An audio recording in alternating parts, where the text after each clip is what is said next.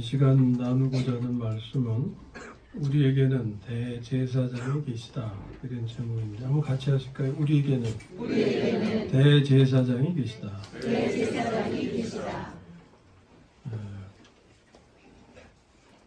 이 말씀이 의미하는 것이 뭐냐면, 같이 한번 따라해 주세요. 인생에 동반자가 계시다. 아멘. 네. 인생의 동반자. 인생의 동반자가 필요하시죠? 기도하실 때도 어려움을 도와주실 분이 필요한 것을 간구하셨는데, 어려움이나 모든 인생 전반에 걸쳐서 우리에게는 인도자가 필요한 거죠. 여행으로 말할 것 같으면 가이드, 우리 처음 가보는 길이니까 안내자가 필요한데, 인생의 동반자 이렇게 표현하죠. 주님께서 2019년도에 동반자, 더 나아가서 우리 인생의 동반자가 되시기를 주님의 이름으로 축원합니다.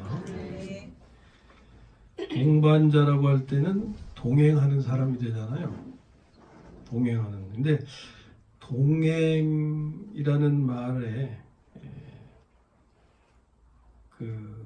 좀 더 주님과 함께 한다는 의미를 나타내는 단어가 임재입니다.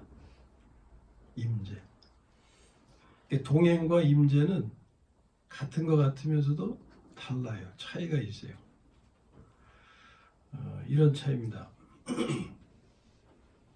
어디를 이렇게 같이 가는데, 여행을 가든지 어디 가든 가는데 일행이 있어요. 네.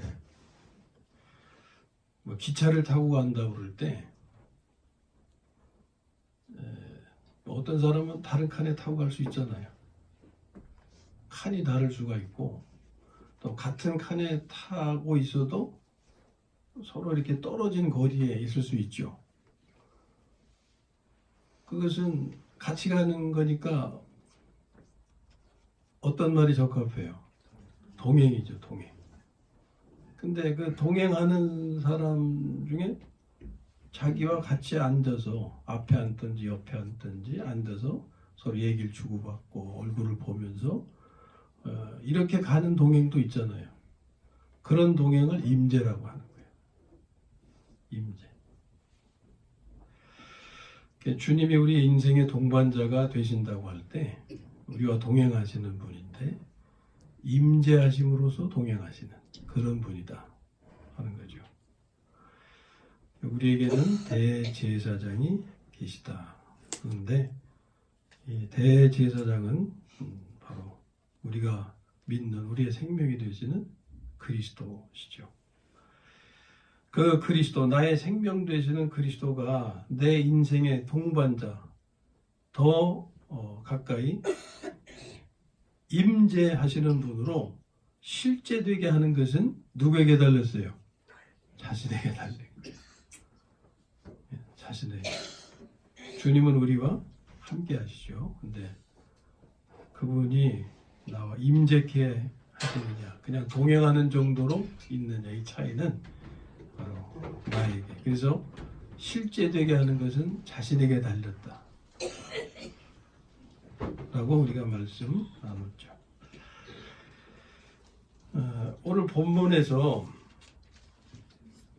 우리에게 큰 대제사장이 계시니, 승천하시니, 이게 분명히 그리스도, 주님을 가리키죠. 승천하시니 곧 하나님의 아들 예수시라 그랬어요. 우리가 그분의 부활과 승천하심을 믿으시죠? 네, 그런 믿는 분들에게 이제 그 다음에 말씀의 은혜가 준비되어 있죠. 이미 준비되어 있는데 이 은혜를 내 것 되게 하는 거, 그것은 바로 자기에게 달렸다 하는 거예요. 자, 마태복음 14장에 베드로가 물 위를 걷다가 빠지게 되는 말씀이 있습니다. 잘 알죠? 예수님의 말씀을 듣고 예수님만 바라보고 갈 때는 물 위를 걸었어요. 그러다가 도중에 풍랑을 보게 되자 물에 빠지게 됐죠. 이것은 겁이 나서 믿음이 흔들린 거죠. 제가 이런 경험 있었어요. 딱 한 번인데 어디 서해안 쪽에 그 서해안 고속도로 변인가 거기 높은 탑 같은 건가 하여튼 정확히 기억이 안 되는데 하여튼 높이 올라가는 데가 있어요. 근데 그 제일 높은 층에 가면 바닥을 이렇게 유리로 해가지고 이렇게 지나가면서 보면 밑에가 보여요. 그래서 그거 걸어가는 건 뭐 아무것도 아니지 뭐 떨어지는 것도 아니고 예?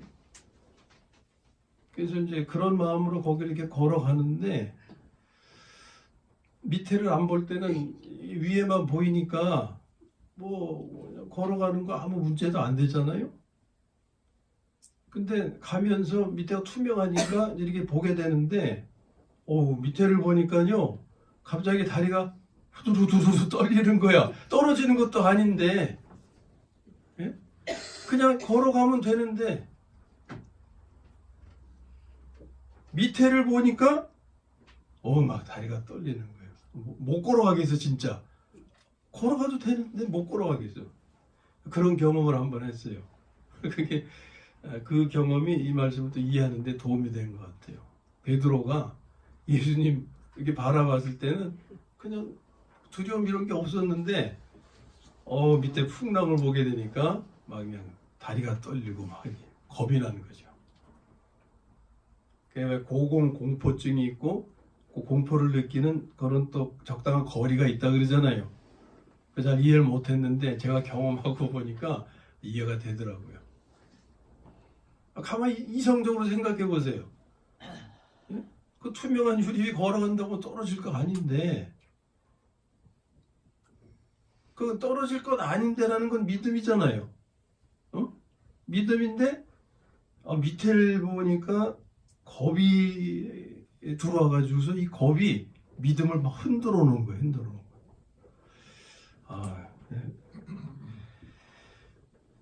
지금 베드로의 경우도 그런 거죠. 겁이 그의 믿음을 막 흔들어 버리니까 물에 빠지게 되는 거예요. 자, 이런 사건을 우리가 잘 아는데 이런 경험은 상징적 의미를 가지죠. 우리가 배를 타고 가는데 풍랑을 만나서 그런 상황이 돼가지고 그런 것을 경험하는 것을 말하는 게 아니고 그건 베드로의 경험이었겠죠. 근데 그 경험이 우리에게 오늘 비유와 상징으로 전해져서 어떤 의미를 전달하고 있다는 거예요. 그런 거 보면 참 놀라워요. 이전에 있던 어떤 사건이나 역사 이것이 비유나 상징이 돼서 어떤 의미를 우리에게 오늘 전하고 있다는 것이 이게 참 놀랍다고 봐요. 이게 하나님만이 하실 수 있는 그런 거라고 보는데, 자, 이 베드로의 이러한 사건의 상징적인 의미를 가지고 있는데 이것은 우리의 삶에서 우리가 주님을 바라보면 인생의 풍랑도 밟고 걸어갈 수가 있다. 이걸 전해주시는 거예요. 인생의 풍랑이라는 건 뭡니까? 사망의 세력이 역사하는 이 세상을 비유하고 있잖아요. 이 세상이 나를 삼키려고 하지 나를 이렇게 평안하게 하고 기쁘게 하고 즐겁게 하는 그런 환경은 아니잖아요. 경제적인 요인 하나만 봐도 얼마나 힘들게 하는지, 또 사회적인 모습만 봐도 악해져 가는 게 얼마나 불안하게 하는지, 국방의 면만 봐도 지금 북한과 이 대치되는 상태가 되어서 얼마 전까지만 해도 핵 문제로 얼마나 두렵게 했는지, 이 우리가 살아가는 세상의 환경이 사망의 세력이 지금 장악하고 여기 지금 풍랑이 베드로를 삼키려고 하듯이 우리를 삼키려 하는 환경이다. 그것을 우리는 인생의 풍랑으로 이렇게 비유하잖아요.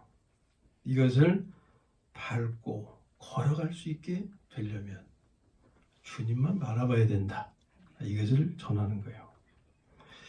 주님에게서 눈을 떼면, 그래서 풍랑이 보이게 되면 겁이 나가지고 믿음을 흔들어 버려서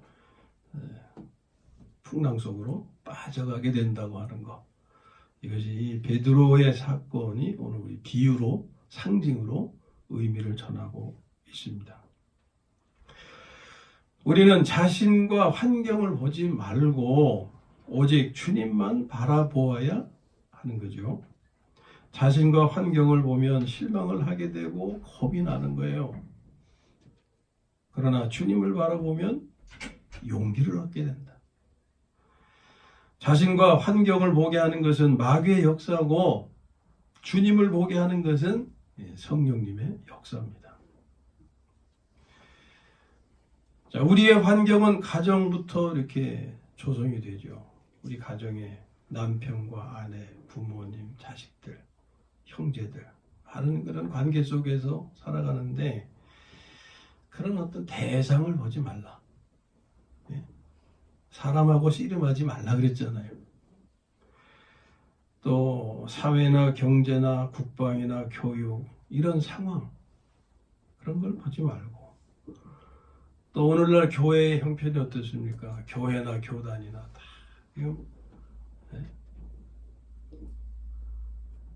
사회로 지탄받는 그런 상황에 있는데 그런 상황을 쳐다보지 말라. 그럼 어떻게 해야 되느냐?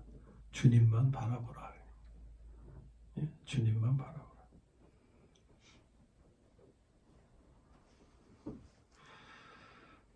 최저임금 정책 때문에 힘든 분들이 많아요. 그것 신경 쓰지 마라.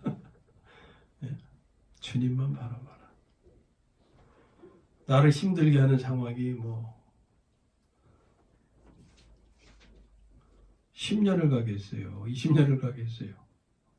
잠깐 지나가죠.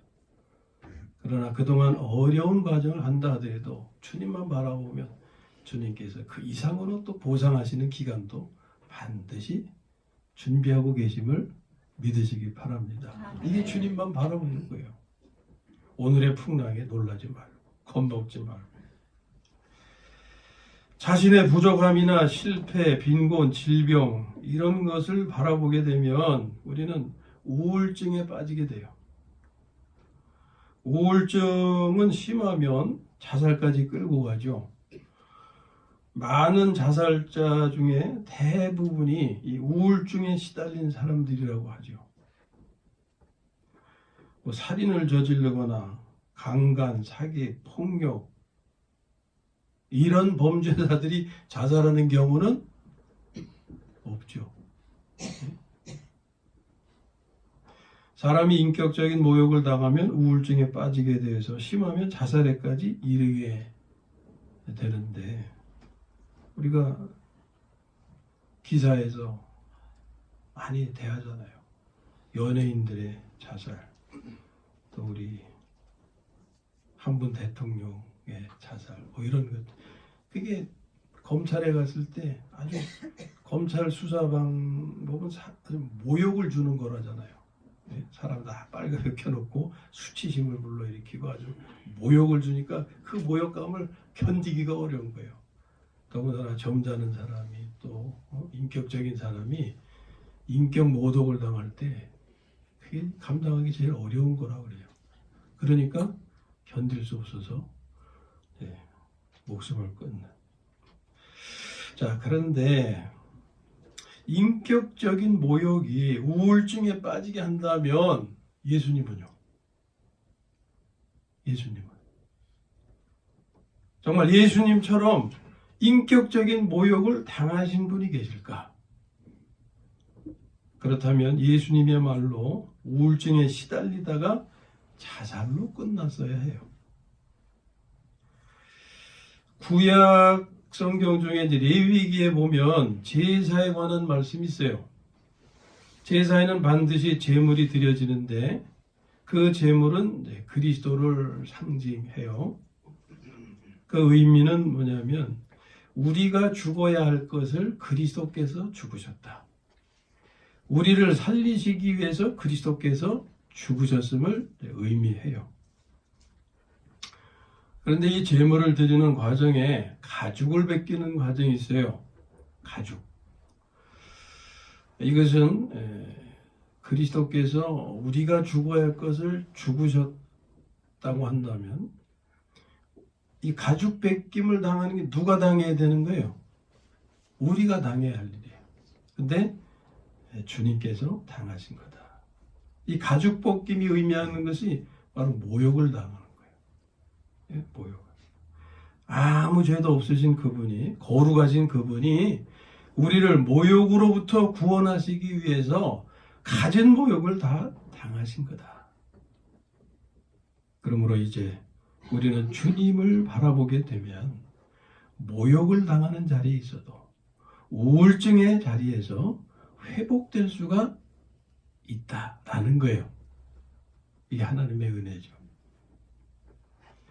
이런 사실, 성경에서 말씀하시는 하나님의 은혜에 관한 이런 사실이 우리를 사망 가운데서 건져줄 수 있는 복음인 거예요. 사망이라고 표현했는데 인생의 풍랑으로 바꿔도 되겠죠. 인생의 풍랑에서 건져줄 수 있는 복음이고, 우리는 이 사실을 들을 때, 지금 듣고 있잖아요. 믿음으로 반응해야 된다. 믿음으로. 그래야만 회복될 수 있다. 내가 지금 혹 우울증의 자리에 있는지 지금 겉으로 봐도 모르잖아요. 그러나 그런 자리에 있는 분이 혹 계시다면 지금 그분에게 이 말씀이 찾아가는 거예요. 예? 지금 우울증의 자리에서 괴로움을 당하고 있는 나보다 사실 그 우울증이 어디서부터 왔냐? 앞에서 말씀드린 대로 모욕이나 뭐 여러 가지 상황, 요인이 있겠죠. 나를 우울증의 자리에 있게 만든 요인들이 있을 것 아니에요. 예수님은 나보다 더 당하셨다 그 말이에요. 더. 예? 그래서 정말 나보다 더 깊은 우울증에 빠지셔야만 됐던 예수님이 우울증에 잡히지 않고 그것을 이기는 삶을 이루셨다. 무엇 때문에? 나를 위해서. 우울증이 그분을 어떻게 하실 수 있겠어요? 하나님의 아들, 하나님이신 분인데. 그러나 인간으로 와서 사시는 동안 우리를 이해하시기 위해서, 우리가 겪을 일들을 살아주시기 위해서 주님이 우리에게 필요한 모든 것을 다 경험하셨다 그 말이에요. 예? 오늘 말씀이 바로 그거 아닙니까? 주님께서 15절에 우리에게 있는 대제사장은 우리의 연약함을 동정하지 못하실 리가 아닌데 왜? 모든 일에 우리와 똑같이 시험을 받으신 분이기 때문이다 라는 거죠. 내게 있는 우울증, 거기서 내가 탈출할 수 있는 길, 벗어날 수 있는 길, 회복될 수 있는 길이 있다면 바로 그것을 이기신, 나를 위해서 이기신 주님을 바라보고 주님을 믿으면 된다 그 말이에요. 그게 오늘 우리가 이 나를 찾아오는 말씀에 대해서 반응해야 되는 응답이다. 예? 이런 은혜의 사실을 들을 때 믿음으로 응답하면 회복될 수 있다. 사람이 이런 상황에 처해 절망감으로 인해서 죽음을 생각하게 될 때 눈을 들어 주님을 바라보라는 거예요. 그리하면 회복해 하실 것이다. 베드로가 풍랑을 밟고 걸어갔듯이 그 풍랑을 밟고 우울증이라고 하는 풍랑을 밟고 무리를 걷게 하실 것이다. 우울증만이 아니죠. 하나의 예고 인생의 전반에 관한 모든 풍랑들 이것을 밟고 걸어가게 하실 것이다. 주님은 가전 모욕으로 사람이라면 우울증에 빠질 수밖에 없는 상황에서 하나님께서 함께 하셨기 때문에 하나님만 바라보셨기 때문에 하나님의 구원하심만 믿으셨기 때문에 부활로 다시 사실 수 있으셨던 겁니다. 이처럼 우리에게도 주님이 함께 하십니다. 친히 모욕을 당하셨던 분이 지금 나의 생명으로 계신다는 것이 우리의 대제사장이라는 말씀이에요. 이 대제사장은 바로 영적인 자리, 부활하신 주님이 하나님과 우리 사이에 제사장, 대제사장으로 계심을 의미하는 거잖아요. 그분이 오늘 나의 생명으로 계십니다. 15절에 모든 일에 우리와 똑같이 시험을 받으신 이로되 모욕을 당하셨던 분이죠. 그러므로 우리도 주님만 바라보시기 바랍니다. 그리고 주님의 구원하심을 믿으시기를 바랍니다. 15절 16절을 다시 보면 우리에게 있는 대제사장은 우리 연약함을 동정하지 못하실 리가 아니오. 그러므로 우리는 긍휼하심을 받고 때를 따라 돕는 은혜를 얻기 위하여 은혜의 보좌 앞에 담대히 나갈 것이니라. 아멘. 그리하면 우리도 모욕의 상황, 우울증의 상태, 인생 전반의 풍랑, 사망의 상태에서 부활로 다시 회복될 것이다. 자신의 부족함은 넉넉함으로, 실패는 성공으로, 빈곤은 부요함으로, 질병은 건강으로 회복될 것이다. 사람으로 죽음에 이르게 하는 것은 사망의 역사입니다. 이것은 사람으로 하여금 죽을 맛으로 살게 하다가 결국 죽게 하는 거예요. 우리가 죽을 지경이다. 이렇게 사는 차라리 죽는 게 낫다.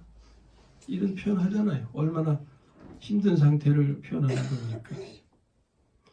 사망의 역사가 그런 거예요. 그렇게 살다가 결국 그렇게 죽게 하는 거예요. 우리가 예수님을 바라보지 않고 자신의 처지를 보면 신세한탄에 빠지게 돼요. 그리하면 즉시 사망의 법이 역사하게 됩니다. 성경은 사망의 법이라고 표현하고 있어요. 이게 법이 가지는 의미는 하나의 어떤 규칙적인 반복을 의미하는 거예요. 자연계에 규칙적으로 반복되는 걸 자연 법칙이라고 표현하잖아요. 예? 그처럼 영적인 세계에도 이 법칙이 있는데 그 중에 사망의 법칙이 있단 말이에요. 로마서 8장 2절에서 우리에게 알려주죠. 그리스도 예수 안에 있는 생명의 성령의 법이 죄와 사망의 법에서 너를 해방하였습니다. 죄와 사망의 법. 여기 사망의 법을 말씀하잖아요.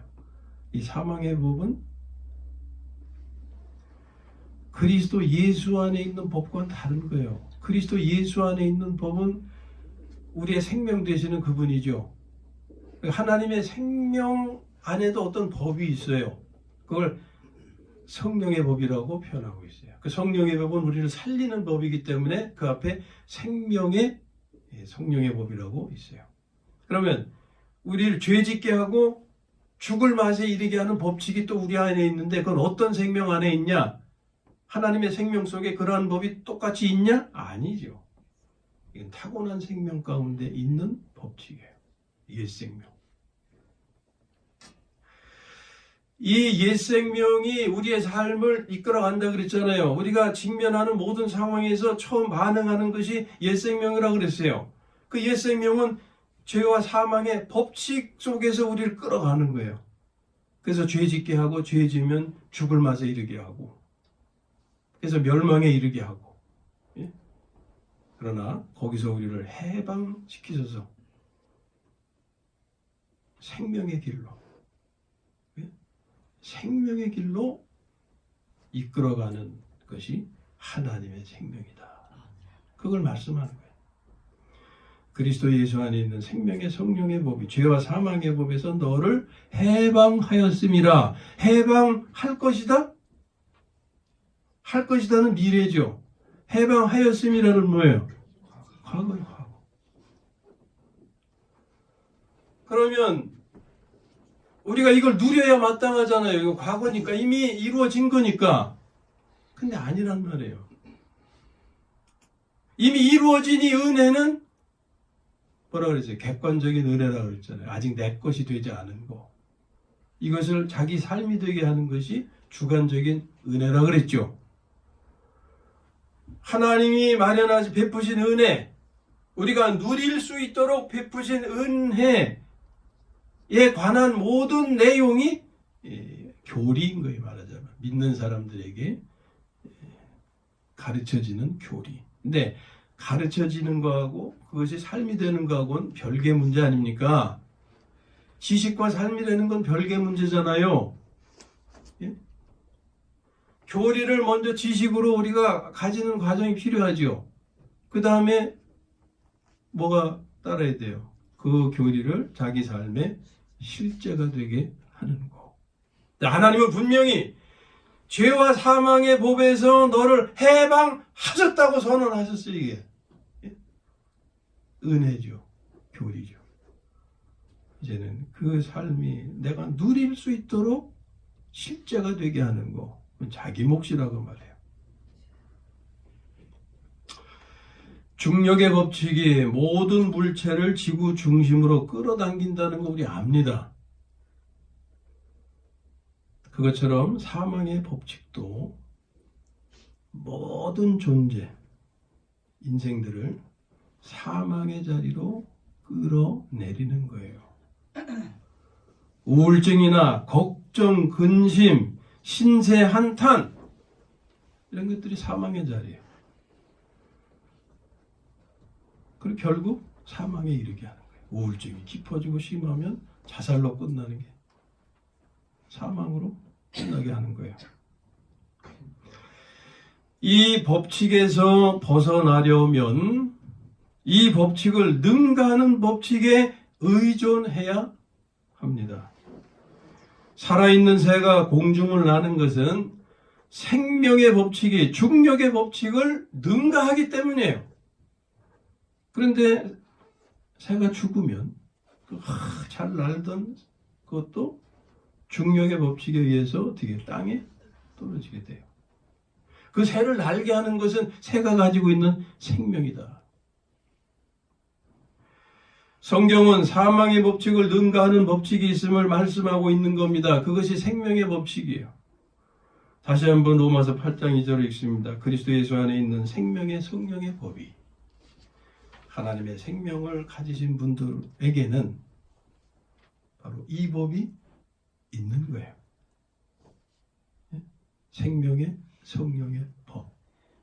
내가 옛 생명으로 죄와 사망의 법에 끌려서 그렇게 살고자 해도 거기서 나를 솟아나게 하는, 벗어나게 하는, 그것을 이기게 하는 생명의 성령의 법이 나의 생명 되시는 주님 안에 있다 그 말이에요. 그걸 우리 활용해야 되는 거예요. 그러므로 우리가 그리스도 안에서 그리스도를 바라보며 하나님의 생명으로 살게 되면 우리는 사망의 법칙에서 해방된 사망의 법칙이 역사에도 조금도 영향받지 않는 삶을 이룰 수가 있음을 말씀하는 거예요. 그리스도 예수는 사망을 정복하시고 지금은 우리 안에 살려주는 영으로 계신 우리의 대제사장이십니다. 사망을 정복하시고 부활하시고 승천하셨음을 우리가 믿잖아요. 예배 시작할 때 신앙 고백하는 그 고백 안에도 이 믿음이 표현되어 있어요. 그리고 그분은 살려주는 영이 되셨다고 그랬잖아요. 마지막 아담은 살려주는 영이 되었나니. 고린도전서 15장 45절. 마지막 아담은 마지막 사람 예수님을 가리키는 거죠.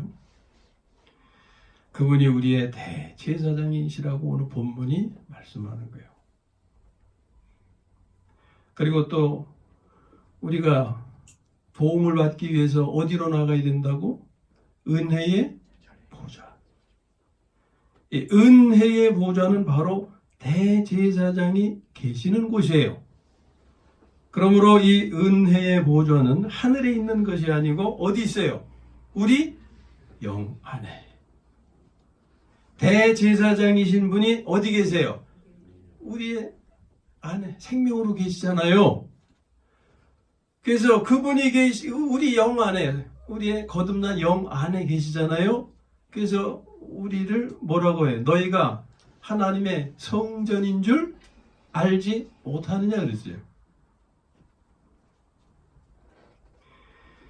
이것이 임마누엘 하나님의 의미죠. 마태복음 1장에 예수님의 탄생과 관련해서 탄생하시는 그분을 뭐라고 했어요? 임마누엘이다. 임마누엘, 하나님이 우리와 함께 하신다는 의미라고 그랬죠. 이 임마누엘이 하나님이에요. 우리와 함께 하시는 하나님. 이 은혜의 보좌로부터 돕는 은혜가 공급된다는 거예요. 바꿔 말씀드리면 인생에게 돕는 은혜를 공급하시기 위해서 하나님께서 우리 안에 은혜의 보좌를 마련하신 것입니다. 이 은혜의 보좌에서 은혜를 공급하시는데 이 은혜는 우리의 생명이 되시는 하나님이시고 이 생명 안에 무슨 법칙이 있어요? 성령의 법. 성령의 법은 우리를 살리는 법이니까 생명의 성령의 법, 생명의 법칙이 이 생명 안에 있다고 말해요. 이 생명의 법칙이 사망의 법칙을 능가하는 겁니다. 이제 우리에게는 사망의 법칙에서 해방된 길이 마련되었습니다. 이제 우리가 할 일은 이 사실을 깨닫고 믿어서 돕는 은혜를 얻기 위하여 담대히 은혜의 보좌로 나아가는 거예요. 하늘로 가는 게 아닙니다. 내 안에 계신 주님에게로. 이것은 어떻게 하는 거냐? 주님의 이름을 부르는 거예요. 주님. 주님의 이름은 어디서나 부를 수 있잖아요. 여기서만 부르는 게 아니잖아요. 설거지 하면서도 부를 수도 있고 화장실에 가서 부를 수도 있고 어디서나 내가 마음만 있으면 이게 바로 생명을 바꾸는 기도를 실행하는 거예요. 그리고 주님만 바라보는 겁니다. 주님만 바라보는 거예요. 말 못하는 아기가 엄마 찾을 때 울기만 하면 되고 엄마라는 말밖에 할 수 없을 때 엄마만 부르면 엄마는 다 알아서 처리하시잖아요. 우리가 주님을 부르는 것이 그와 같은 거예요. 주님을 부르시면 언제 어디서나 우리를 돌보시고 우리를 책임져 주시는 분이 나와 함께 하시는, 동행하시는, 임재하시는 주님이시다. 네.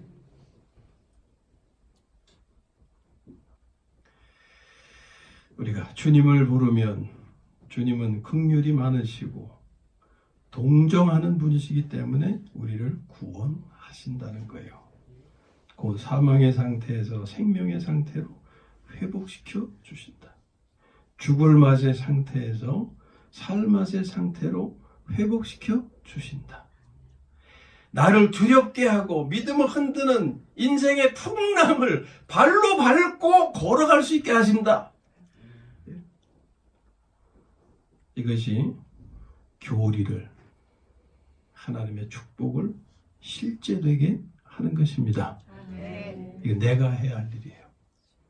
누가 다른 사람이 해주는 게 아니고 주님이 해주시는 것도 아닙니다. 주님이 해주실 수 있는 거 다 해주셨어요. 이건 남편 된 나라도 아내를 내가 도와줄 수가 없어요. 아내가 나를 도와줄 수도 없고 자신의 몫이에요. 이제 우리는 날마다 순간마다 대제사장으로서 우리를 위하여 중보 기도하시는 이 주님을 바라보고 자신의 상황을 주님께 아뢰어서 2019년도의 삶은 사망의 상태가 생명의 상태로 죽을 맛의 삶이 살맛의 삶으로 바뀌게 되기를 주님의 이름으로 축원합니다.